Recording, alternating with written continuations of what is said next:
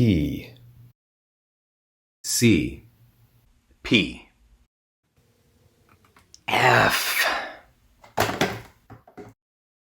A, Q.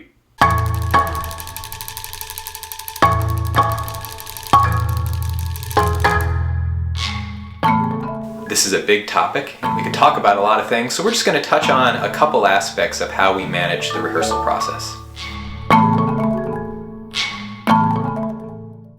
Third Coast Percussion is our full-time job, and the ensemble spends about 150 days a year on the road. When we're not on the road, we keep a regular full-time work week at our studio and offices in Chicago. We have Monday through Friday, 10 a.m. to 6 p.m. That's 8 hours a day or 40 hours a week, where we have the ability to schedule whatever we need to do together. That schedule usually is a balance of rehearsals together as an ensemble, as well as artistic and administrative meetings between ourselves, the ensemble, and our administrative staff. One of the most important tips that I can give anybody who's trying to schedule rehearsals or manage any type of project is to schedule it on a calendar. If a rehearsal or another event doesn't get in our calendar, the reality is that it's probably not going to get done.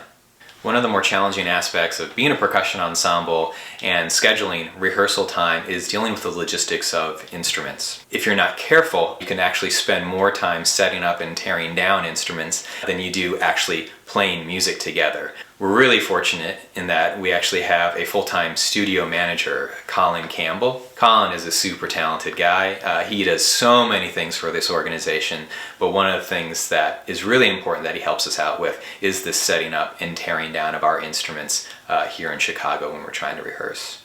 Rehearsing on tour is even more challenging because of this issue of instruments. We're not like a string quartet where every single piece you're playing the exact same instrument, so you could conceivably rehearse whatever piece you wanted if you had the time to do so with your group. This is a problem, it is a challenge, but it's a problem that can be solved with really good planning and making sure that you put those rehearsals in the calendar.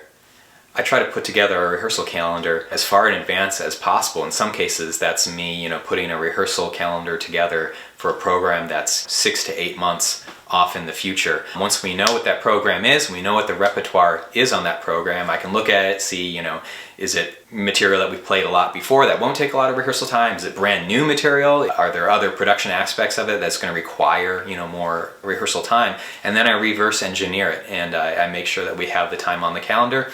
The best case scenario is that you can schedule a bunch of rehearsals immediately prior to that performance program. The reality though is that because of issues like touring, sometimes we need to be scheduling our rehearsals for as many as 2 to 4 weeks in advance of that performance program, and sometimes we'll have 2 weeks in the middle between when we're rehearsing for the program and when the program actually is, where we're performing something and touring something completely different. So I need to make sure that 2 weeks in advance, we are not only prepared to run that show, but we're also doing like a dress rehearsal run of it. So when we get to that program further down the road in the calendar, we're going to be good to go. The best rehearsal possible is one where you can really just focus almost exclusively on the really important musical aspects of the repertoire that you're rehearsing together.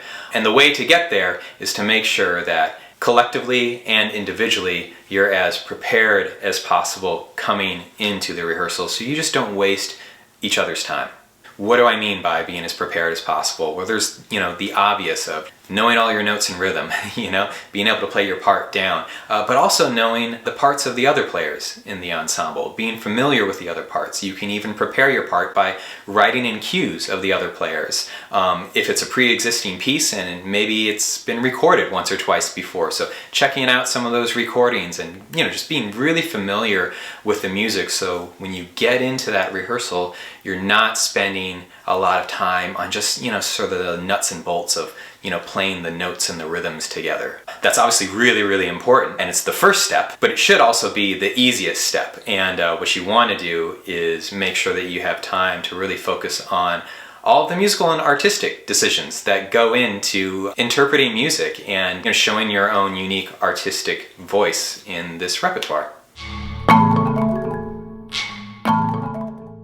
At Third Coast Percussion, all 4 of the ensemble members are co-artistic directors. There's not just one individual, there's not one conductor or one artistic director that's making all the musical decisions. Our rehearsals are a very democratic process, and everyone has a voice, and each one of us is very comfortable voicing our own artistic opinion, but maybe even more importantly, each one of us in the ensemble is also very comfortable and open to receiving artistic opinions from everybody else in the group. The collaborative aspect of our rehearsal process and the collaborative aspect of our artistic decision making really is just a fundamental aspect of this group. Any decision that we make, whether it be, a large scale decision like, what is the piece of music that we're actually going to play, all the way down to a more detailed decision like, how are we going to shape or phrase this one melodic line in a short passage. All of those decisions are made collaboratively.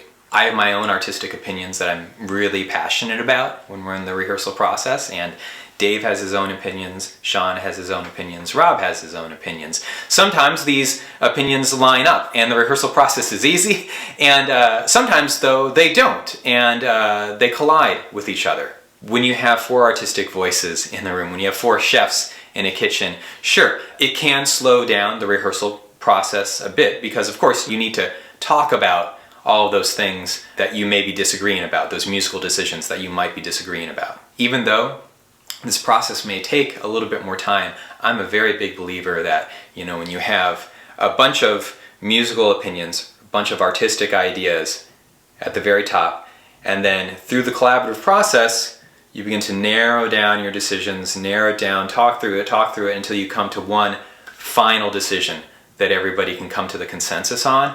I'm a big believer that that final decision, as a result of the collaborative process, will always be better than if it was just one person at the very top making all the decisions.